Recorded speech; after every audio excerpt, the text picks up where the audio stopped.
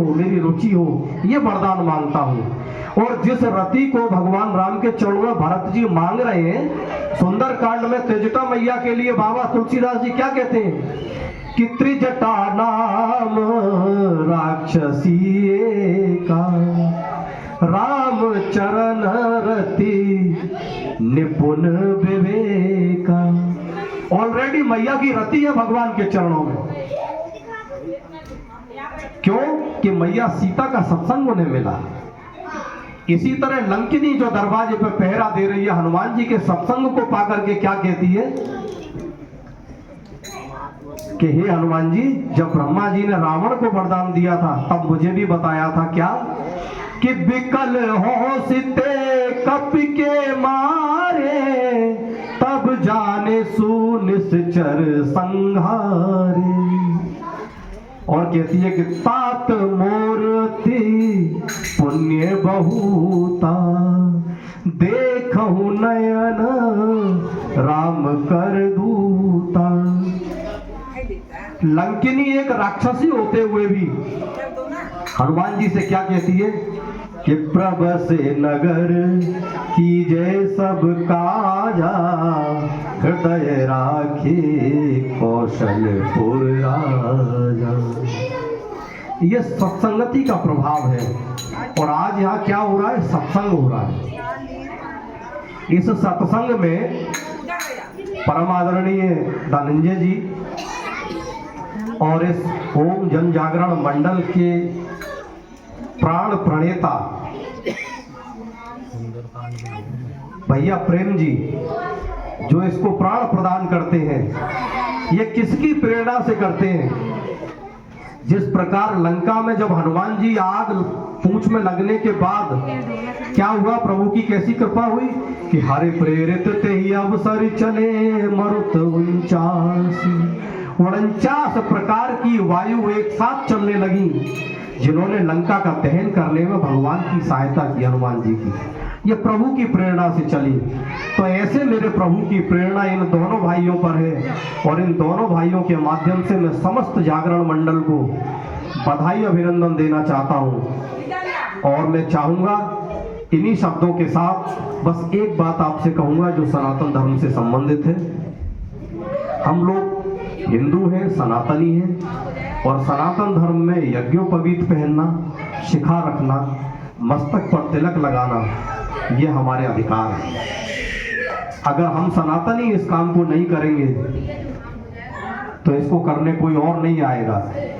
आज हमारा तेज, हमारा विद्वत्पन, हमारा ब्राह्मणत्व और हमारा हिंदू धर्म का जो ध्वजा है वो इसीलिए कमजोर हो रहा है कि हम लोग अपने हिंदुत्व से गिर रहे हैं। आज देखिए यहाँ बैठे हुए समस्त लोगों के माथे पर तिलक है, कितने सुशोभित हो रहे हैं। अगर यही तिलक रोजाना प्रतिदिन घर से निकलने से पहले हमारे मस्तक पे हो तो कितना अच्छा हो। आप रोजाना तिलक लगाइए, यज्ञोपवीत धारण कीजिए, शिखा रखिए, अपने बालकों को हरे कृष्ण हरे राम बोलना सिखाइए। ये बाय करना और टाटा करना मत सिखाइए। अगर ये बाय करना हम सिखाते रहे तो वो दिन दूर नहीं जब बड़ा होके वो परमानेंट हमसे बाय कर जाएगा। आज मैं छोटे छोटे बच्चों को यहाँ देख रहा हूँ, बड़ी प्रसन्नता है। उनके माता पिता, उनके परिवारीजन बधाई के पात्र हैं। और इन दोनों बच्चियों का परफॉर्मेंस देख के मेरा दिल बड़ा गदगद है। इनके पिताजी को मैं हार्दिक धन्यवाद अभिनंदन करता हूँ। और इन बच्चियों के लिए मेरी प्रभु से प्रार्थना है कि दिन प्रतिदिन ऊंचाइयों को छुए। जब कभी मौका लगा, हालांकि ये बात मेरे मन में थी लेकिन विचार है, प्रकट कर देता हूँ। कभी प्रभु ने चाहा तो मैं मथुरा बुला के इनको एक कार्यक्रम वहां कराऊंगा।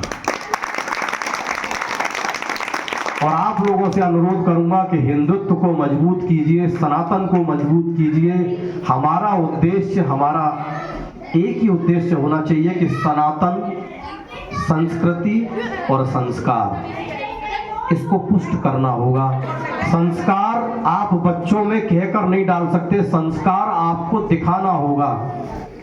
मेरे प्रभु श्री राम ने संस्कार सिखाया है रामचरितमानस में कि प्रातः काल उठ के रघुनाथा, मात पिता गुरु ना वही माथा।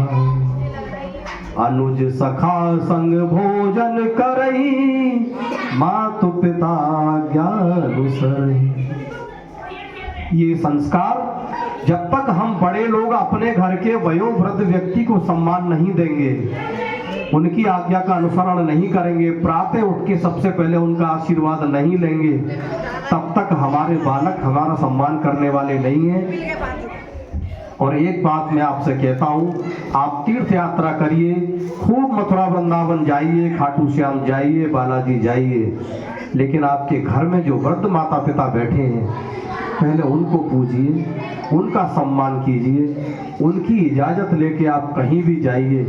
अगर घर में बैठे हुए ये प्रत्यक्ष देवता जिन्होंने हमें ये शरीर दे के इस दुनिया में लाए, इनके पूजन में हम पीछे रह गए, तो यकीन मानिए पत्थरों को पूजने से कुछ नहीं होगा।